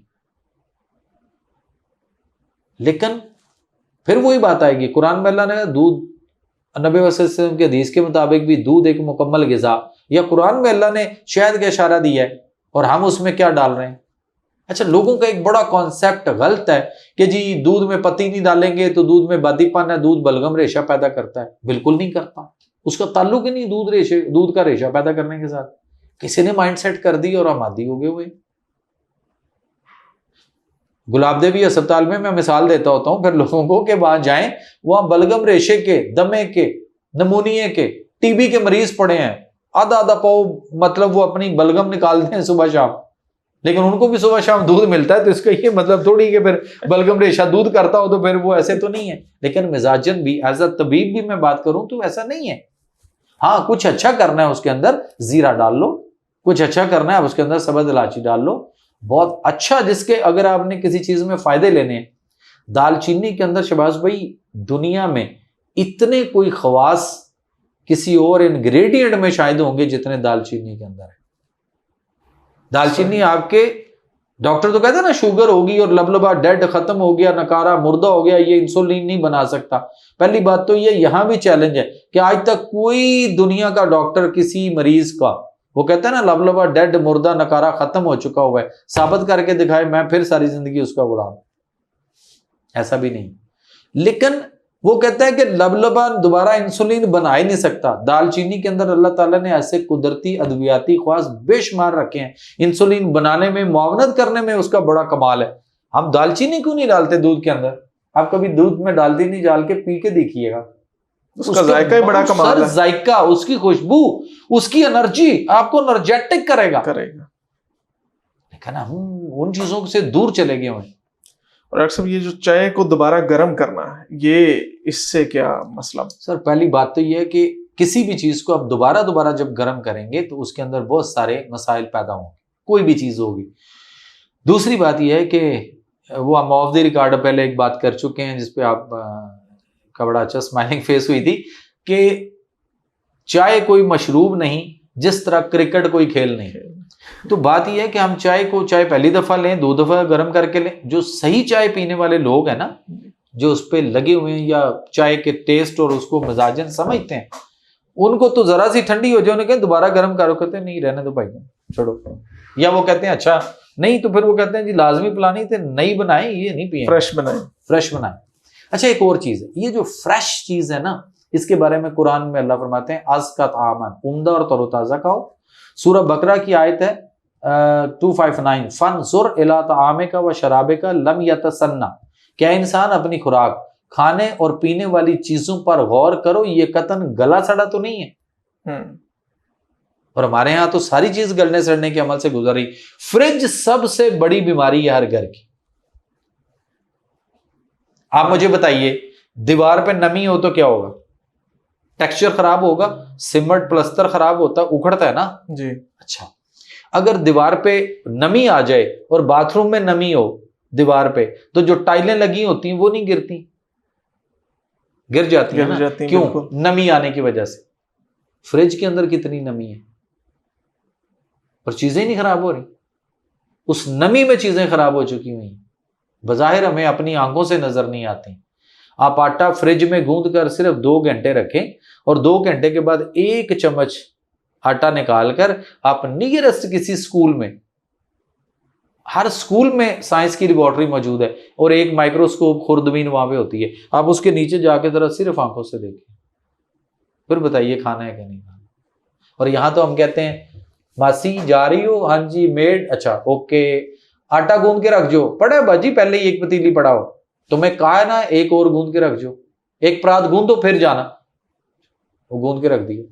हमने तो सब्जियां, फल और गोश्त वगैरह। अच्छा एक बताइए, गोश्त घर में आता है, हमने ला के रखा किचन में, कहीं भी डाइनिंग पे कहीं रख दिया, जी गोश्त आपने मंगवाया था ये आ गया। फर्ज करें घर वालों को, जो भी खातून है उसको अगर वो खुद भूल गई तो 2 घंटे के बाद हमारी या आपकी क्लास हो जाती है, आपने बताया ही नहीं जी, आपने कहाँ रख दिया। वो जी अगर शुक्र है मैंने देख लिया, 2 घंटे बाद देख लिया, शुक्र करें, वरना आप पे होता तो ये अब तक खराब हो चुका। इसको फ्रिज में क्यों नहीं रखा? वो फ्रिज में रख देते। वो कहता है अच्छा चलो मैं नहीं रखा तो आप रख देते यार। अच्छा ये बताइए, सुबह 8 बजे लेके आए हैं, 9 बजे तक बाहर पड़ा रहा तो खराब हो जाएगा, और शाम को उसी कसाई से मैं भी ले रहा हूं और वो सख्त धूप में लो चल रही है और उसमें वो फट्टे पे लटका के बैठा हुआ है, उसका शाम तक खराब नहीं हुआ, हमारा घर में जाते ही खराब हो जाएगा, नहीं तो फ्रिज में धर दो।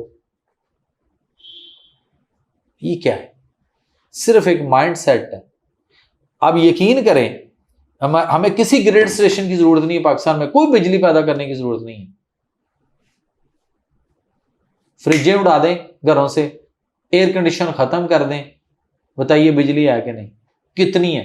इंडस्ट्री को दे दें, बच जाएगी, इधर उधर भी बेच सकते हैं। एक फ्रिज के अंदर किसी भी घर में जो चीजें पड़ी हैं, बड़ी हद कितनी की होंगी? 500-700-800 रुपए की चीजें उसमें पड़ी होंगी। 2-4 टमाटर पड़े होंगे, हरी मिर्ची होंगी, पुदीना होगा, थोड़ा सा आटा होगा, 1-1.5 किलो दूध होगा। इनको बचाने के लिए हम 24 घंटे में जो बिजली इस्तेमाल कर रहे हैं, अगर वो 100 रुपए यूनिट भी हो और घंटे में हम 1 यूनिट भी फ्रिज का इस्तेमाल या 2 कुछ भी कर रहे हो, तो अगर वो 8-10 यूनिट 15 यूनिट उसके एक दिन में 24 घंटे में फ्रिज ले गई तो बिल कितना आएगा?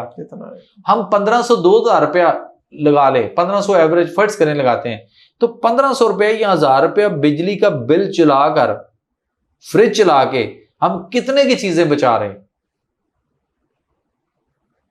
थोड़े पैसों की चीजें हैं, ज्यादा खर्चा करके बचा रहे हैं। अच्छा, क्या वो गोश्त जो हमने और आपने पकाना है घर में, कब का आया जी? पिछले संडे आया था। आज क्या हो गया? सैटरडे है, अगला संडे आ गया, पकाया ही नहीं, कोई आया ही नहीं, मूड ही नहीं बना।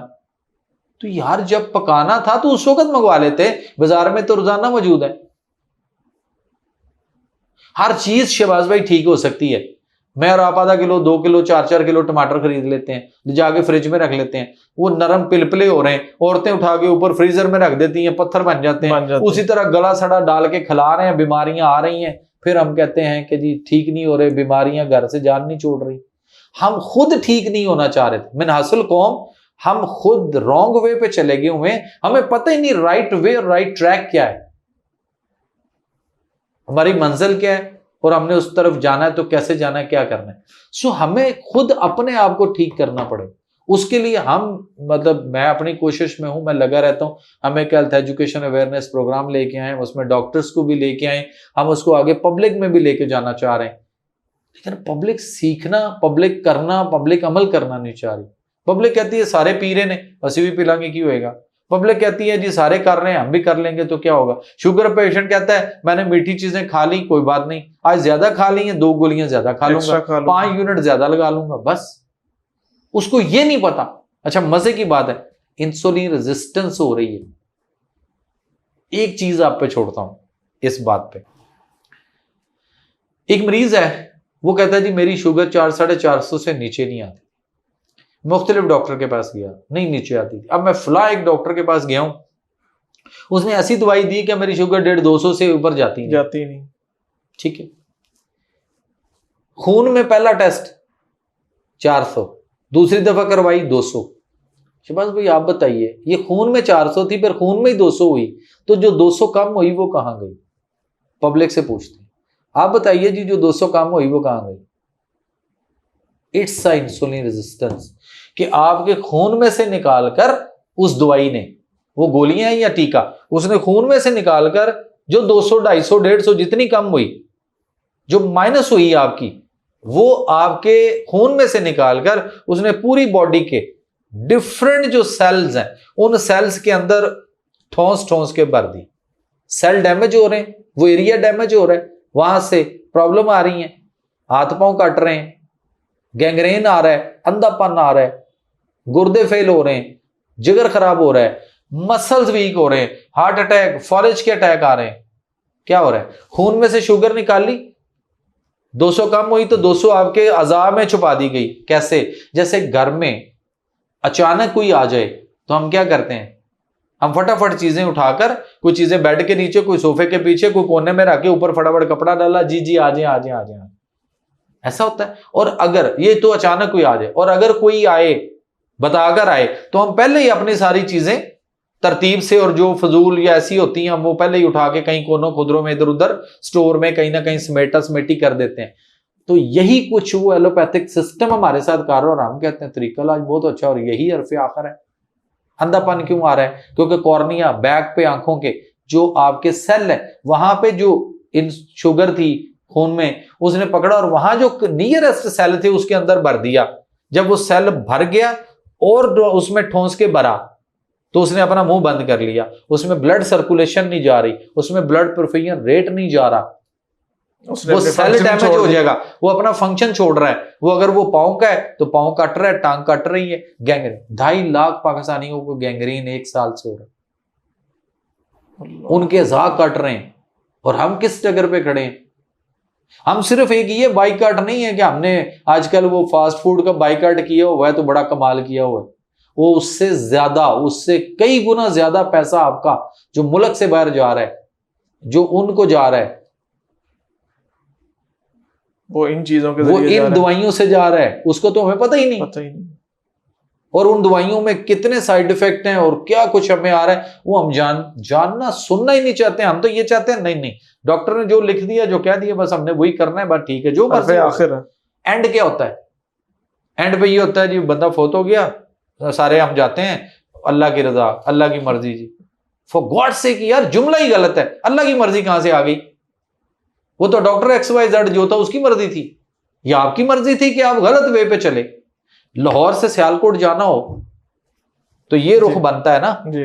तो अगर हम कराची की तरफ मुंह कर लें और मैं आपको मुफ्त में टिकटें भी ले दूं, तो आप जितने मर्जी वजीफे करें, कुरान पढ़ें, नमाज पढ़ें, रोजा रखें, वजाइफ करते जाएं, सर आप खैरियत से कराची ही पहुंचेंगे, सियालकोट नहीं आने वाला। डायरेक्शन ही नहीं ठीक, डायरेक्शन ही ठीक नहीं। तो ये तो तरीका इलाज ही नहीं है, ये तो वो है मैनेजमेंट भी नहीं। बल्कि डॉक्टर साहब मेरे एक प्रोग्राम में आके बैठे थे तो उन्होंने कहा था मैनेजमेंट भी ना क्या करो, तुसी डंग टपाओ क्या करो। अच्छा डॉक्टर साहब, जाते जाते बस एक चीज का बता दीजिएगा, आजकल हर बंदा अपने रंग को लेके परेशान है जी, रंग गोरा होना चाहिए, ये भी एक कॉम्प्लेक्स है हमें। है, बिल्कुल है। हम चूंकि बरसगीर के खिते में ज्यादातर गंदमी रंग है, तो लेकिन हमें गोरा होने का बड़ा वो है, तो इसके पीछे क्या साइंस है? जगह जगह हमें लिखा हुआ भी नजर आता है और इस पे वर्किंग भी हो रही है। अच्छा एक चीज है ना, इसमें हमारी खुराक ठीक नहीं, हमारा तौर तरीके ठीक नहीं, हम अपने बॉडी के अंदर टॉक्सिस तो भेजते हैं, डिटॉक्सीफाई करने वाली चीजें नहीं खाते। फॉर एग्जाम्पल हम खाना चाहते हैं, हम आलू भी खाना चाहते हैं, गोभी भी, मटर भी, चावल भी, चिकन भी, अंडा भी, सफेद चने भी, चने की दाल भी, माश की दाल भी, पिज्जा भी, बर्गर भी, शवारमा भी, और मुख्तलिफ डब्बों के जूस, डब्बों के दूध, cold drinks, energy drinks, fast food, junk food, frozen food, सारा कुछ खाना चाहते हैं। पॉइजनिंग जो इनमें चीजें हैं, जो गर्मी खुश्की और तजाबियत भी पैदा करके आपकी बॉडी के अंदर टॉक्सिस पैदा करती हैं, उसको डिटॉक्सीफाई करने के लिए जो चीजें हैं, क्या वो हम खाना चाह रहे हैं या हम खाते हैं? ये एक अलमी है। वो क्या है? कद्दू, टिंडे, घिया तोरी, मूली, गाजर, शलजम, पेठा कद्दू, भिंडी तोरी, मूंगी की दाल पतली बनी हुई हो, काले चने शोरबे वाले बने हुए हो, देसी मुर्गी का शोरबा सालन हो, बकरे का गोश्त शोरबे वाला, बकरे की यखनी हो, परिंदों का गोश्त हो, क्या हम ये खाते हैं या ये ज्यादा खाते हैं? ये ज्यादा खाते हैं। तो डिटॉक्सीफाई करने वाली जो जिस खुराक ने जिस्म से, बॉडी से इन फासद मादों को एलिमिनेट करना है, वो हम खा ही नहीं रहे। चीना क्या करेगा? चपेड़े माल के लाल कर लें, या फिर वो जो क्रीमें मल मल के फिर वो देख लें बाद में रैशेज और किस तरह अजीब। अभी जो क्रीमों का बिजनेस चल रहा है सर, वो तो चलेगा। सवाल ये है कि जो रंगत बच्चे की होती थी वो अब क्यों नहीं है? क्योंकि आज हम मल्टीविटामिन लेने के लिए तो मेडिकल स्टोर पे जाते हैं, और मेडिकल स्टोर पे जाते हुए अगर रास्ते में रेडी वाला रोड के ऊपर खड़ा है, हम उसको 10 दफा बुरा भला कह के रेडी आगे पीछे करा के अपनी गाड़ी पीछे ले जाके पार करके उतर के और अंदर जाके एक 9, 10, 11 पड़े हुए को हम बड़े एक्सक्यूज करके कहते हैं, एक्सक्यूज मी बेटा मुझे जल्दी है जरा, यार ये फलां विटामिन मल्टीविटामिन मुझे जरा जल्दी से दे दो, और उससे लेकर निकलते हैं और फिर गाड़ी में बैठते हैं और फिर रेडी वाले के पास से गुजरते, तो चल गरीब ना हो तो आगे कर। नेचुरल विटामिन तो वो बेच रहा है जिसके साथ हम क्या सलूक कर रहे हैं, और जो अननेचुरल जली विटामिन और जो आपकी बॉडी के अंदर मुख्तलिफ मसाइल पैदा करेंगे, उसको हम जाकर एक्सक्यूज मी बेटा जल्दी कर देना, सॉरी यार प्लीज मुझे बड़ी जल्दी। क्या कर रहे हैं हम? कैसे हम चाहते हैं कि ये हम बच्चा फ्रूट नहीं खाना चाहता, बड़ा बर्गर खाना चाहता है, बिल्कुल ऐसे। बच्चा दूध नहीं पीना चाह रहा, बच्चा कोई ड्रिंक लेना चाह रहा है, वो जूस लेना चाह रहा है, और हम कहते हैं किसी डब्बे में जूस कोई नहीं है। हम जूस अपने फल लाकर या खरीद कर उससे क्यों नहीं बना रहे? तो जब हमारे यहां ये पोजीशन होगी, अब माँ जो है वो कहती खाना कौन बनाए कौन करे, गर्मी बड़ी है, वो कहती है ऐसा करो, अच्छा मेरी जान छोड़ो, ये पढ़ो 60-70 रुपए 100 रुपए ये बर्गर बना लो। वो गली मोहल्ले में लंबे वाला एक बर्गर वो 60-80 का मिल जाता है। शामी टिक्की भी होती है, अंडा भी होता है, सब उसके अंदर पता नहीं कब का क्या होता है, जो भी फ्रेश भी हो। जो अंडा हम खा रहे हैं, इस अंडे से बच्चा निकल रहा है? प्रैक्टिकली करके देख लें, इसको मशीन में डालें, बच्चा नहीं निकलेगा। इसको मुर्गी के नीचे डाल के बैठे रहें, 1 साल बाद निकाल के देखें, कुछ भी नहीं निकाला, कुछ भी नहीं निकलेगा। तो ये अंडा है? अंडा अंडे जैसा जरूर है, बट अंडा नहीं है।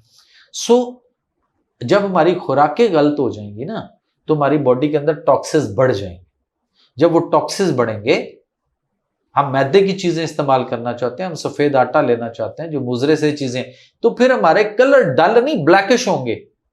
हाँ, जब अपने सिस्टम को सिस्टमैटिकली ठीक करेंगे, फितरत और नेचर के करीब लेकर आएंगे, तो यकीन करें उसके बाद मेरे वो पेशेंट जिनका हेपेटाइटिस क्रॉनिक हो के लास्ट स्टेज पे, जिगर के कैंसर, पेट में पानी, सोराइटिक पे पहुंचे होते हैं, ब्लैकिश कलर हुआ होता है, जब उनका इलाज होता है, शुरू होता है, जब वो नेचर और फितरत के करीब आना शुरू होते हैं ना, तो फिर वो आगे कहते हैं डॉक्टर साहब उनते लोग सानू पूछते ने कि चक्की का आटा खान लग, लगता ही नहीं है ये वो बंदा था, लगता ही नहीं ये वो खातून थी, ये हमारी वो बहन थी।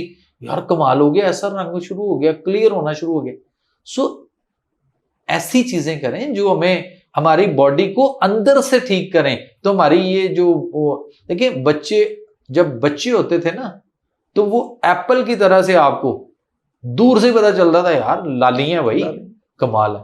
अब क्या है, बच्चा पैदा हुआ एंटीबायोटिक पे शुरू, बच्चा पैदा हुआ तो माँ का दूध तो बाद की बात है, पहले फीडर का डब्बे का शुरू, केमिकल तो वहां से शुरू। मुझे ये बताइए वो 100 साल की उम्र में कैसे पहुंचे? मजे की बात आखिर में कि इस दुनिया में इंसान 950 साल 1000 साल की दुनिया में रह कर गया, और वो आज अगर वापस आ रहे हैं तो उनको पता चले कि यहाँ तो डायलिसिस भी होते हैं, गुर्दे भी फेल हुए पड़े, वो हैरान हो गए ये फेल कैसे होते हैं, हुए कैसे? हालांकि उसमें जो फिल्टर्स होते हैं ना, वो चोक हो जाते हैं सोजश की वजह से। जब चोक होते हैं तो उसकी इन्फ्लेमेशन और उन चीजों को खत्म किया जाए, वो गुर्दे भी ठीक हो सकते हैं, काम भी करने लग सकते हैं, बंदा भी ठीक हो सकता है। लेकिन कौम नहीं होना चाहती। अच्छा, कोई मरीज होना चाहता है तो उसके घर वाले उसको 10 मिल जाएंगे जो बड़े सियाने हैं उसमें। वो सियाने ऐसे हैं ना कि एक जहाज में क्रैश होने वाला था, तो उसमें पायलट ने कहा जी मैं तो पायलट हूं, मेरे ऊपर बड़ा खर्चा होता है, मैं कौम का सरमाया हूं, तो मेरे ऊपर बड़ी मेहनत और मैं इस लेवल पे पहुंचता हूं, तो एक पैराशूट तो मैं लेके जंप करूंगा, साथ आपको तरीका भी बता दूंगा। तो उन्होंने कहा जी ठीक है। वो एक जंप कर गया, पायलट जंप कर गया, उसके बाद रह गए पीछे 3 लोग। पायलट, उनके पास पैराशूट थे 2, तो एक बच्चा था, एक बड़ा था और एक बाबा था। जो बच्चा था वो तो परेशान बेचारा सहमा हुआ बैठा हुआ था। उनमें जो बंदा था वो कहता था मैं बड़ा, उसने उनको 2 को समझाया कि मैं सियाना हूं, मैं बड़े सियानी बातें करता हूं, मैं लोगों को सियाना बताता हूं और उनको मशवरे देता हूं, इस तरह है, तो मेरा भी बड़ा जरूरी है। तो वो भी जंप कर गया। पीछे पैराशूट एक और बच्चा और बाबा 2 लोग रह गए। अब बच्चा रोना शुरू हो गया और बड़ा रो रहा है, तो बाबा उसको कहता है बात सुन बेटा, तू रो नहीं, मैंने दुनिया देख ली, उम्र गुजार ली, मेरी खैर है, ये मैं पैराशूट तुझे देता हूं, तू रो नहीं, तू ये पहन, तू अभी तो कली है, फूल बनना है, बड़े होना है, बड़ा कुछ देखना है, एंजॉय करना है मुख्तलिफ चीजों को, तेरे तू मुस्तकबिल है इस कौम का, तू जंप कर, मेरी खैर। मैं जहाज जब जमीन के करीब पहुंचेगा मैं जंप करूंगा, बच गया नहीं बचा, मेरी खैर है, मैंने जिंदगी देख ली। पैराशूट भी बच्चे को बांध दिया, वो बच्चा फिर रो रहा है, उसको कहते हो चुप कर, रो क्यों रहा है, अब तुझे तो पैराशूट दे दिया, तुझे तो खुश होना चाहिए, तकलीफ तो मुझे है। कहता नहीं बाबा जी मैं इस वास्ते नहीं रो रहा कि पैराशूट, उनके बाबा जी तुसी भी बच जाओगे, ओ पिया दूजा पैराशूट तुसी भी बन लो। कहता फिर तू क्यों रो रहे हैं? कहता जोड़ा सियाना सी ना, मेरा स्कूल वाला बस्ता लेके जंप कर गया। तो यहां इस मुल्क में हर घर में इस तरह का 1 से 2 सियाने जरूर होते हैं जो उस बंदे को डबो कर रहते हैं कि यो ही तरीका ला, यो ही अस्पताल, यो ही डॉक्टर। साइंटिफिक तरीके से हम कत्लगाह में मर्डर करवाते हैं और फिर कहते हैं अल्लाह ने इंजी मर्जी से। 80 कसर कोई नहीं छड़ी। बड़े बड़े डॉक्टर, बड़े बड़े प्रोफेसर पैसा बड़ा लाया, शायद ਇਹਦੇ ਹੱਥ 'ਚ ਇਹਦੇ ਮੁਕੱਦਰ 'ਚ ਕੋਈ ਨਹੀਂ, ਇਹਦੀ लिखी है नहीं सिर्फ रब ते पा दियो।